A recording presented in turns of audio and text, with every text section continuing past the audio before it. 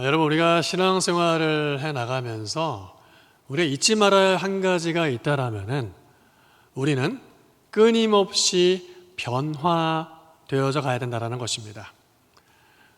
우리가 교회를 다니고 신앙생활하면서 우리의 신앙 인격의 변화가 이루어져야 되고 성품의 변화가 나타나야 됩니다.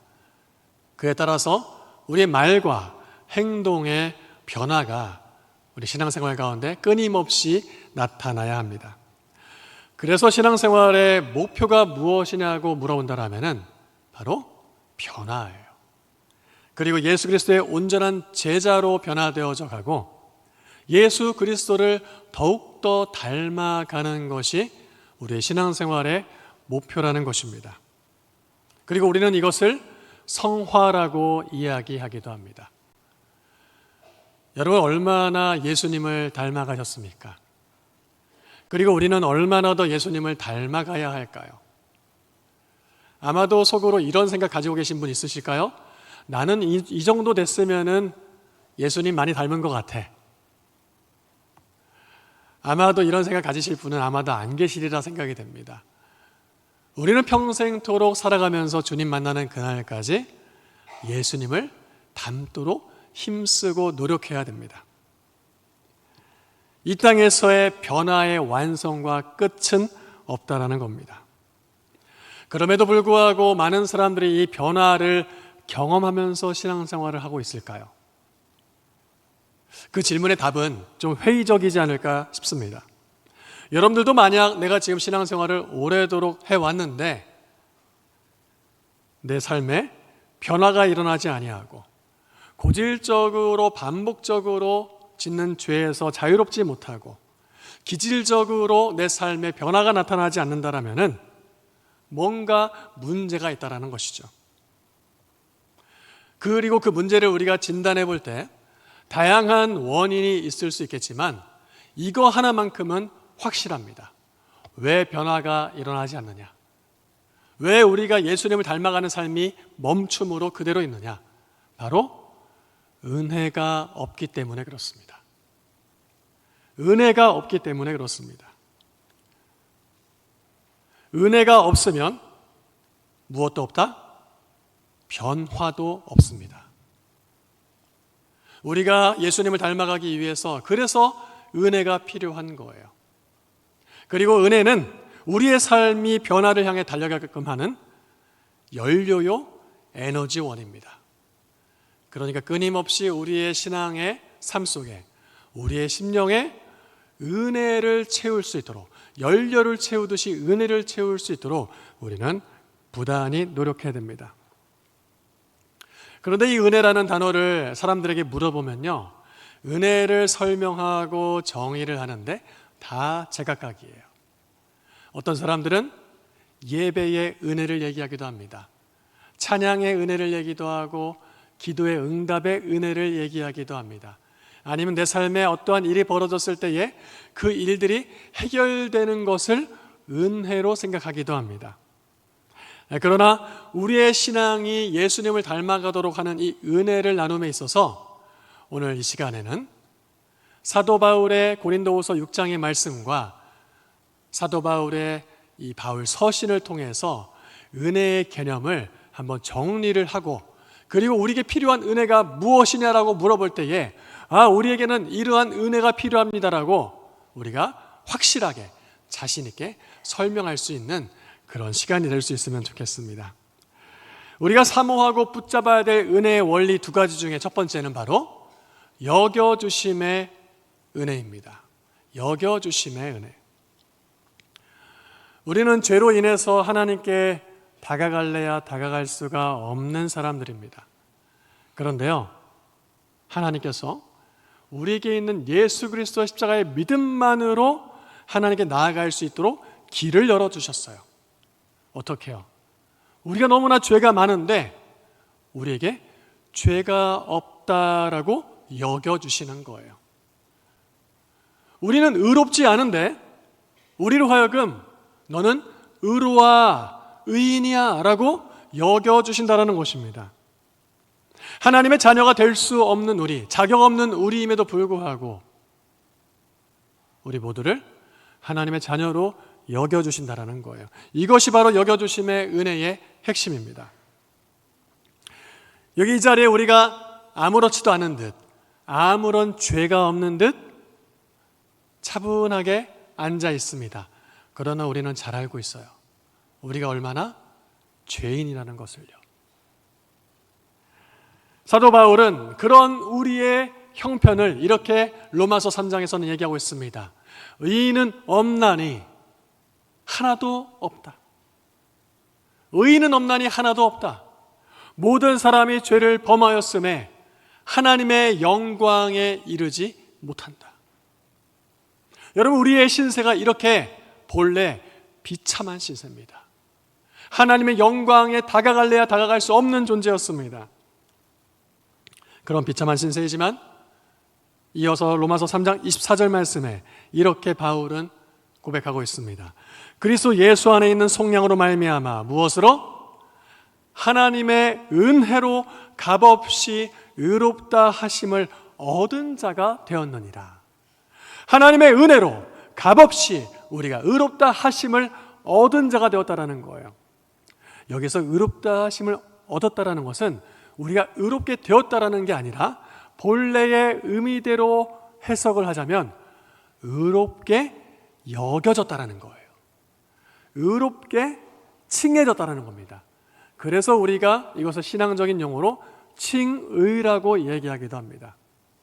그러니까 우리가 의로운 존재가 된 게 아니라 하나님의 은혜로 말미암아 값없이 믿음만으로 우리를 의롭게 죄 없다라고 여겨주신다라는 거예요.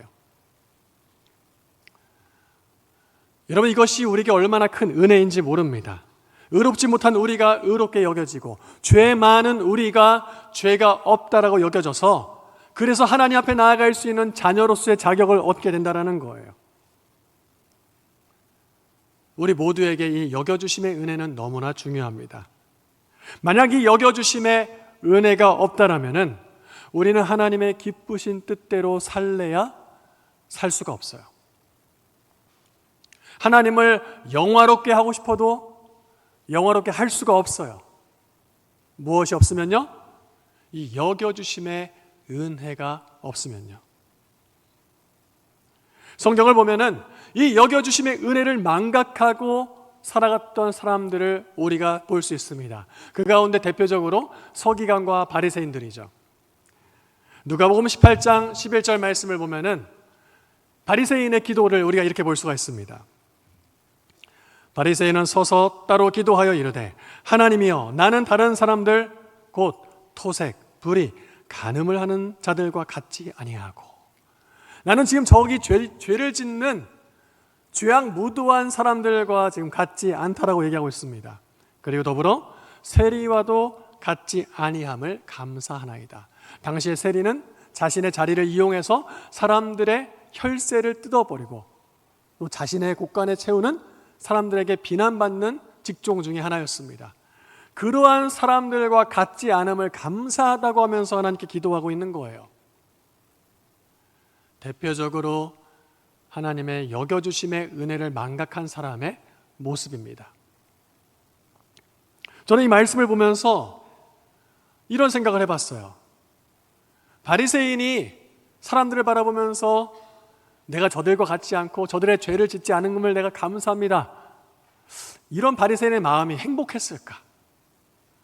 만약에 제가 목사가 여러분들을 바라보면서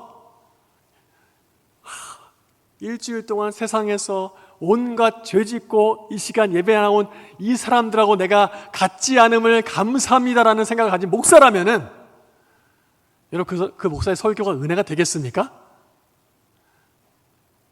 아니 반대로 여러분들이 보니까 이경수 목사님이 기도도 별로 안 하는 것 같고 말씀도 잘 안 보는 것 같고 영적으로 은혜도 없는 것 같아요. 그런 생각을 가지는 거죠.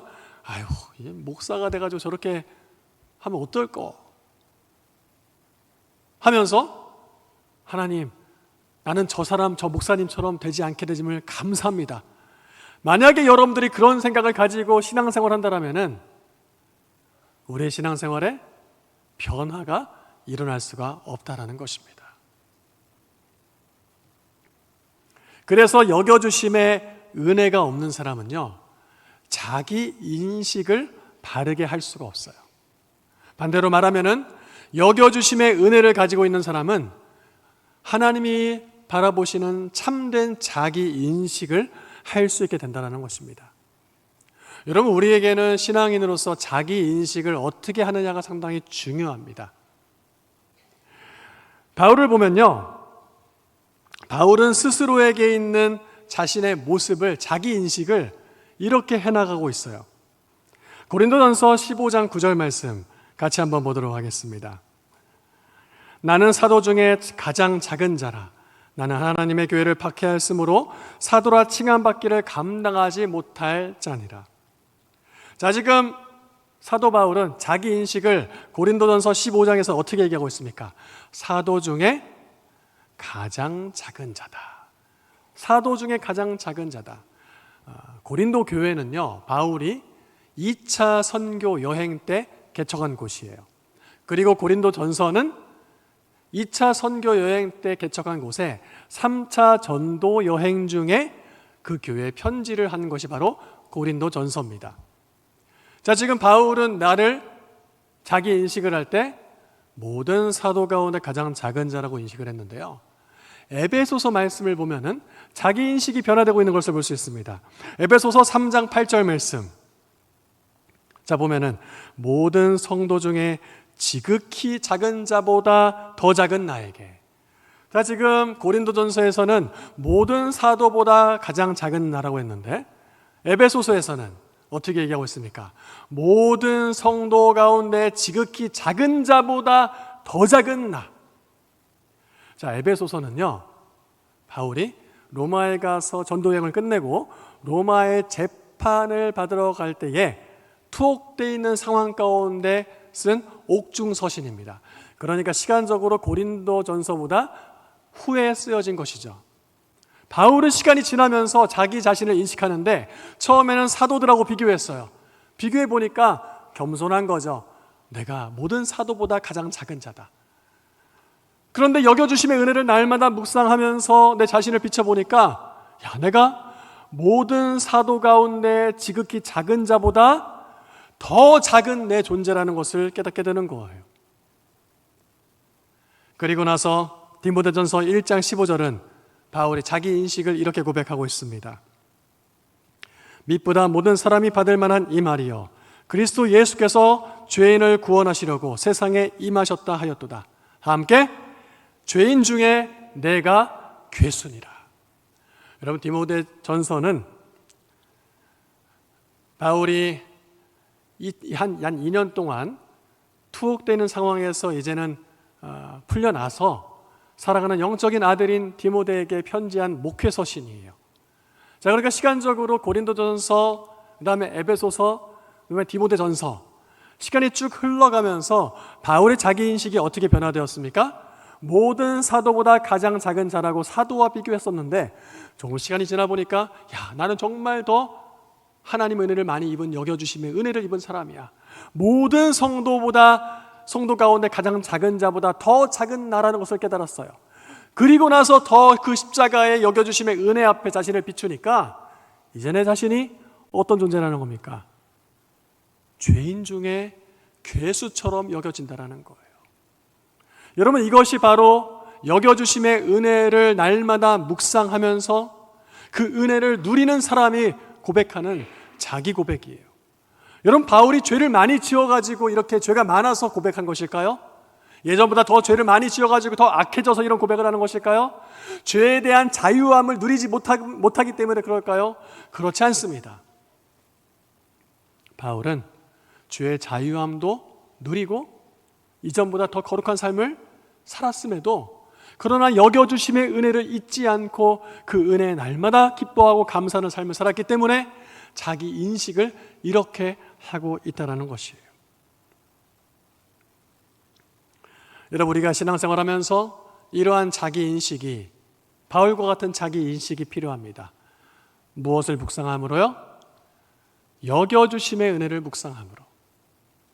여러분, 신앙생활하면서 야, 내가 여겨주심의 은혜를 잊고 살았구나 라고 생각이 된다라면은 다시금 이 은혜의 원리를 붙잡아야 됩니다.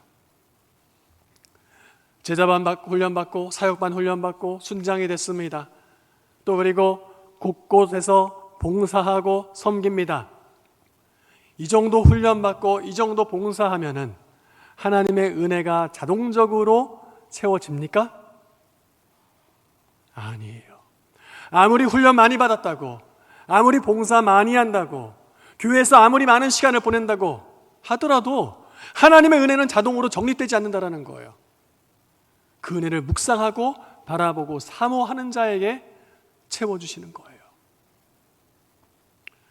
여러분 앞에 있는 이 목사에게도 안수받았다고 해서 하나님 은혜가 자동적으로 막 채워지는 게 아니에요.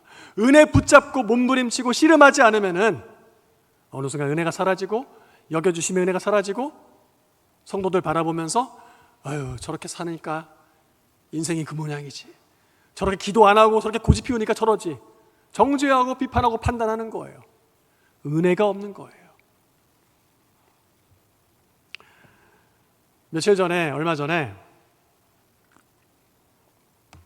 토요일날 토요 새벽 부흥회를 시작을 했습니다. 제가 뒷자리에서 성도들 인사하고 안내를 하는데 너무나 반가운 한 부부가 토요일 새벽에 새벽 부흥회에 참석하러 온 거예요. 인사를 했죠. 너무나 반갑잖아요. 부부가 같이 이렇게 딱 와서 예배 드리니까. 인사를 하고 났는데 이 아내 되는 집사님이 저한테 인사 끝나자마자 질문을 던지는 거예요. 목사님, 교회 올 때 예배 올 때 크록스 신어도 돼요? 이 크록스라는 게 이게 약간 슬리퍼 같은 신발이에요. 갑자기 무슨 또 크록스야. 그래서 그 크록스 신어도 돼요? 하고 얘기를 하는데 그 옆에 있는 남편이 이렇게 얘기를 하는 거예요. 목사님, 그러면 샌들은 신어도 돼요? 두 사람 발을 봤더니 남편은 크록스를 신었고 부인은 샌들을 신은 거예요. 제가 자칫하다간 곤경에 처하겠다. 이거 된다고 말할 수도 없고 안 된다고 하면 또 해결이 안 되고 하나님께서 지혜를 주셨어요. 집사님, 이렇게 새벽부터 비본질적인 거에 왜 이렇게 그냥 힘쓰고 있어요? 예배 드리세요. 그렇게 예배 드리고 나서 또 제가 이제 해결은 또 해줘야 되니까 AS를 또 해줘야 되잖아요. 시간이 지나가지고 찾아갔습니다. 어떻게 얘기를 잘 나눴습니까? 라고 했더니 이 아내 되는 집사님이 그렇게 얘기를 하는 거예요. 목사님께서 제가 이렇게 질문을 던졌는데 비본질적인 거에 힘쓰지 말라고 하는 얘기가 예배 시간 동안 그 며칠 동안 계속 뇌리에서 사라지지 않더래요. 내가 왜 이런 얘기를 해야 되는가 곰곰이 생각해 보니까 우리 남편이 우리 자녀들에게 좀 신앙적으로 모범이 되고 그런 아버지로서 존재했으면 좋겠다. 그 자녀들에게 이런 일이 있을 때 이렇게 하라고 좀 가르칠 수 있는 그런 남편이 되면 좋겠다는 마음에 이렇게 얘기를 하게 됐다라는 거죠. 그래서 그거를 잘 다듬어가지고 순화해가지고 남편한테 얘기를 했는데 남편이 어떻게 반응을 했을까요?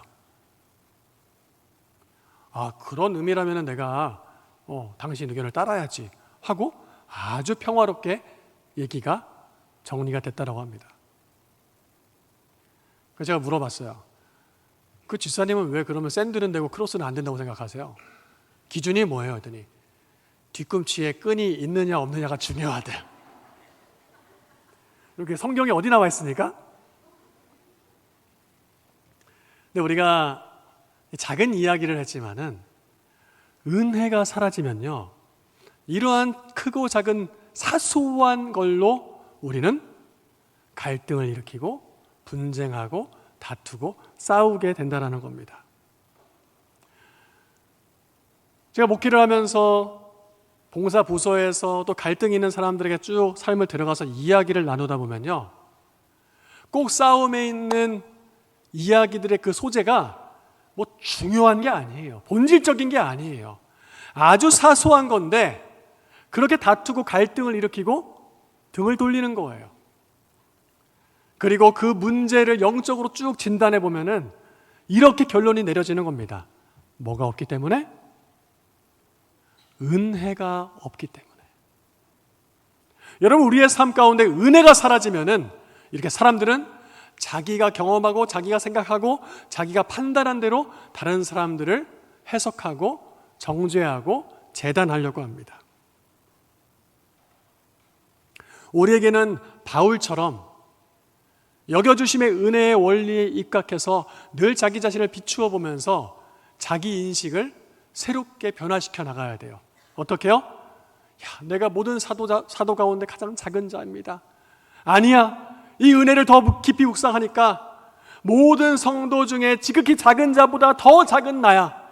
아니야. 이 여겨주심의 은혜를 내가 생각하니까 나는 정말 죄인 중에 괴수야. 이게 바로 은혜라는 거예요. 여러분, 신앙생활하면서 자꾸만 자기 중심적으로 생각하고 말하게 됩니까? 내가 말이야, 나 땐 말이야, 뭐 이런 얘기 꺼내고요. 이런 거 내가 했을 때, 열심히 하는 너, 그거 다 소용없어. 자꾸 이런 생각 들면요, 우리가 지금 뭐가 사라진 거예요? 은혜가 사라진 거예요. 여러분, 생각보다 우리가 은혜 없이 봉사하고 은혜 없이 훈련받고 은혜 없이 신앙생활하는 경우가 생각보다 많다는 겁니다. 그때마다 바울처럼 여겨주심의 은혜를 생각하면서 내 자신의 자기 인식을 끊임없이 새롭게 변화시켜 나가야 된다는 거예요. 여러분, 우리가 신앙생활하면서 붙잡고 살아가야 될 중요한 은혜의 원리, 바로 여겨주심의 은혜입니다. 이 은혜를 굳게 붙잡고 나를 늘 날마다 영적으로 겸손하게 엎드리게 만들며 하나님의 은혜를 더욱더 충만하게 받아 누릴 수 있는 저와 여러분들 될 수 있기를 주의 이름으로 축원합니다. 이 여겨주심의 은혜와 함께 우리가 붙잡아야 될 두 번째 은혜의 원리는 바로 채워주심의 은혜입니다. 채워주심의 은혜. 그러면 이 채워주심의 은혜와 여겨주심의 은혜가 무엇이 다를까요? 제가 곰곰이 생각을 해봤습니다. 어떤 차이점이 있을까? 여겨주심의 은혜는 하나님의 백성들 모두에게 똑같이 동일하게 주어지는 은혜입니다. 왜요? 하나님은 차별 없이 모든 백성들을 똑같이 사랑하시고 긍휼히 여겨주시기 때문에 그렇습니다. 그런데 보니까 채워주심의 은혜는 각자의 삶 속에서 상황과 필요에 따라 다양한 모습으로 주시는 은혜가 바로 채워주심의 은혜였어요. 각자의 삶의 형편과 여건이 다르지 않습니까? 그 상황과 형편에 따라서 그 필요대로 채워주시는 게 바로 채워주심의 은혜라는 것이죠. 어떤 사람들은 육체적으로 아픕니다. 아픈 사람들에게는 하나님께서 때로는 치유의 은혜로 함께해 주십니다. 어떤 사람들에게는 슬픔 가운데 있을 때에 그 슬픔을 잘 극복할 수 있도록 위로의 은혜로 함께해 주십니다. 어떤 사람들은 어떠한 일로 인해서 크게 낙심해 있고 절망해 있습니다. 그런 낙심과 절망에 있는 사람들에게 소망의 은혜로 함께해 주실 때가 있습니다. 큰 곤경에 처하고 절체절명의 위기의 순간에 처해 있을 때에 우리 하나님께서는 그것을 빠져나올 수 있는 그 수렁에서 건져주시는 은혜가 있습니다. 이렇게 각자 성도들의 삶에 따라서 다양하게 주시는 은혜가 바로 채워주심의 은혜라는 거예요. 우리 주님께서는 이렇게 곤고한 우리의 인생 가운데에 우리를 내버려 두지 아니하시고 때마다 시마다 우리를 살피시며 도와주시고 채워주시는 아버지 하나님, 은혜의 하나님인 줄 믿으시기를 바랍니다. 히브리서 기자는 이 채워주심의 은혜를 이렇게 고백하고 있습니다. 히브리서 4장 16절에 그러므로 우리는 긍휼하심을 받고 때를 따라 돕는 은혜를 얻기 위하여. 자, 채워주시는 은혜를 어떻게 해요? 때를 따라 돕는 은혜라고 고백하고 있어요. 우리 하나님께서는 우리에게 처한 때마다 시마다 우리를 도와주시는 은혜를 베풀어 주시는 하나님이시라는 것입니다. 그런데 이 채워주심의 은혜가 아까 여겨주심의 은혜와 같이 모든 이들에게 똑같이 나타내 보여주는 은혜가 아니라고 했어요. 우리가 쉽게 얘기해서 간증을 드릴 때 보면요, 나에게도 저런 은혜가 있으면 참 좋겠다라는 생각을 할 때가 있습니다. 그 사람에게 채워주시는 은혜예요. 근데 하나님께서 어떠한 상황 속에서 어떻게 어떤 사람에게 이 채워주심의 은혜를 베풀어 주시는가를 곰곰이 생각해 보니까 그 질문의 답이 오늘 말씀 1절, 3절, 4절에 있었습니다. 1절, 3절, 4절 말씀 보면은 이렇게 기록하고 있습니다. 우리가 하나님과 함께 일하는 자로서. 자, 하나님과 함께 일하는 자라. 그럼 체크해 보세요. 기억해 두십시오. 자, 여기 3절 말씀 보면은 우리가 이 직분이 비방을 받지 않게 하려고. 직분. 자, 앞서 1절에서는 하나님과 함께 일하는 자를 얘기했고 3절에서는 직분을 얘기했습니다. 자, 4절에서는 오직 모든 일에 하나님의 일꾼으로 자처하여. 자, 1절과 3절, 4절을 보면은 하나님과 함께 일하는 자, 직분, 모든 일에 하나님의 일꾼으로. 하나님께서 채워주심의 은혜를 누구에게 주시느냐? 사명자에게 주신다라는 거예요. 하나님께서 부르시고 하나님의 일을 맡겨주시고 그 일을 감당하는 사명자에게 물붓듯 부어주시는 채워주심의 은혜가 있다라는 것입니다. 그러면 사명자는 누구일까요? 여러분들은 사명자이십니까? 대림교회 성도들이라면 바로 대답을 하셔야죠. 그 사명자는 목사님이나 이렇게 사명자고 사명 감당하는 거 아니에요? 우리 대림교회 공동체는 부름받고 보냄받은 공동체를 지향합니다. 소명으로 하나님 우리를 부르셨고 세상으로 감당할 수 있도록 사명을 우리에게 맡겨주셨습니다. 우리 이 자리에 앉아있는 모두가 바로 사명자입니다. 하나님께서는 그러기 때문에 이 자리에 하나님이 우리에게 맡겨주신 사명을 온전히 감당하고 사명을 완수할 수 있도록 어떤 은혜를 주신다? 채워주심의 은혜를 베풀어 주신다는 거예요. 바울은 이것을 경험했어요. 바울은 복음을 전하면서 환난과 핍박과 곤경을 수없이 많이 경험했습니다. 매도 맞았고요, 배를 타고 가다가 파손해서 죽을 뻔도 했습니다. 그 수많은 위기 속에서 하나님의 은혜를 경험했어요. 왜? 하나님 나에게 맡겨주신 이 사명을 다할 때까지는 하나님의 은혜는 마르지 않는다는 것을 사도 바울은 확신했기 때문에 그렇습니다. 사랑하는 성도 여러분, 우리 모두는 사명자입니다. 하나님께 부름받은 소명자며 세상으로 우리에게 하나님의 일을 맡겨주신 사명을 받은 사명자입니다. 때로는 우리가 순장으로 섬깁니다. 멘토로 섬깁니다. 이제 이번 토요일부터 여름 성경학교 진행되잖아요. 우리 멘토들과 교육자들이 참 열심히 땀 흘리면서 준비할 겁니다. 순원들을 위해서 열심히 이번 방학 동안에 충전해서 또 2학기에 순사역을 감당할 것입니다. 여러분, 순장과 멘토들에게 필요한 게 무엇일까요? 은사도 필요합니다. 재능도 필요합니다. 시간도 필요합니다. 열정도 필요합니다. 그러나 가장 필요한 것은 바로 은혜라는 거예요. 여러분, 순장과 멘토들뿐만 아니라 그러겠습니까?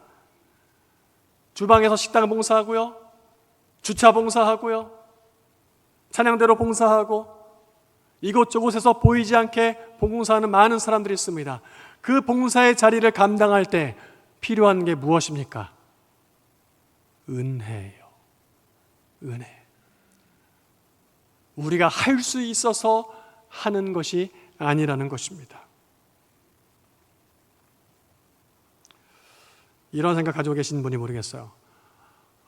나는 목사님이 지금 열거한 것 중에 나는 한 가지도 해당이 안 돼.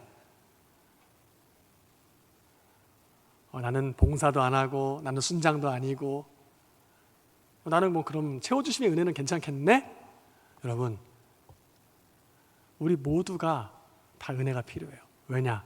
하나님께서는 교회 안에만 사역을 맡기신 것이 아니라 세상으로 우리를 보내셨기 때문에 그렇습니다. 여러분들이 회사에서 일을 하십니까? 사업을 하십니까? 그 자리가 하나님이 맡기신 사명자의 자리예요. 여러분들이 부모로서 자녀들을 양육하십니까? 부모로서 하나님이 맡겨주신 사명자의 자리입니다. 여러분들의 자녀로서 부모의 사랑을 받고 있습니까? 자녀가 감당해야 될 사명이 있는 거예요. 우리 모두에게는 하나님께서 우리의 삶의 자리에 맡겨주신 사명이 있습니다. 이 사명을 완수해 가는 데 있어서 하나님이 채워주심의 은혜를 우리에게 부어주신다는 것입니다. 여러분, 우리가 맡겨주신 사명을 잘 감당할 수 있도록 우리는 은혜를 간구해야 됩니다. 여러분, 빼먹지 마세요. 여러분, 봉사하는 자리에서 봉사를 감당할 때에 은혜를 간구하는 일을, 은혜를 사모하는 기도를 빼먹지 마시기를 바랍니다. 저는 이렇게 생각을 해봐요. 은혜 없이 사명을 감당하는 사명자만큼 비참한 사람은 없다. 은혜를 잃어버리고 은혜를 망각하고 그저 사명감에만 고취되어서 사명을 완수하려는 사람, 그 사람만큼 비참한 사람이 없다는 것입니다. 여러분, 만약에 목사가 은혜 없이 사명감만을 가지고 목회를 하려고 한다면 그 목회자와 함께 신앙생활하는 성도들은 비참할 것입니다.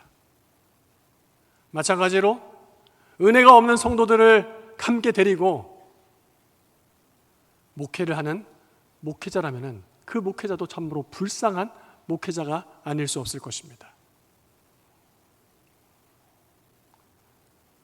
여러분, 우리 모두에게는 사명자로 부름받았기 때문에 이 채워주심의 은혜가 절대적으로 필요합니다.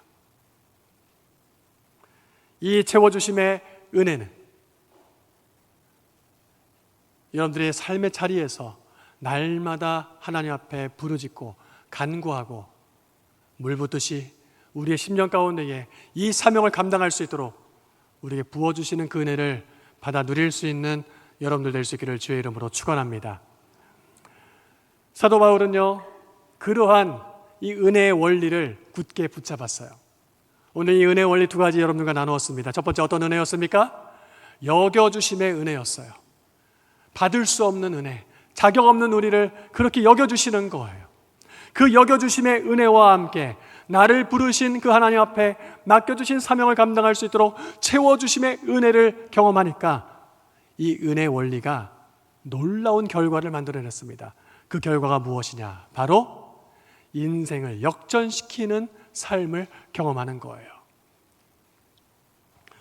여러분, 본문 말씀 보면은 6장 8절, 9절, 10절이 이 인생을 역전시키는 은혜로 말미암아 살아가는 담대한 희망에 가득 찬 사도 바울의 메시지를 볼 수가 있습니다. 8절 말씀 보면은 영광과 욕됨으로 그러하였으며 악한 이름과 아름다운 이름으로 그러했느니라.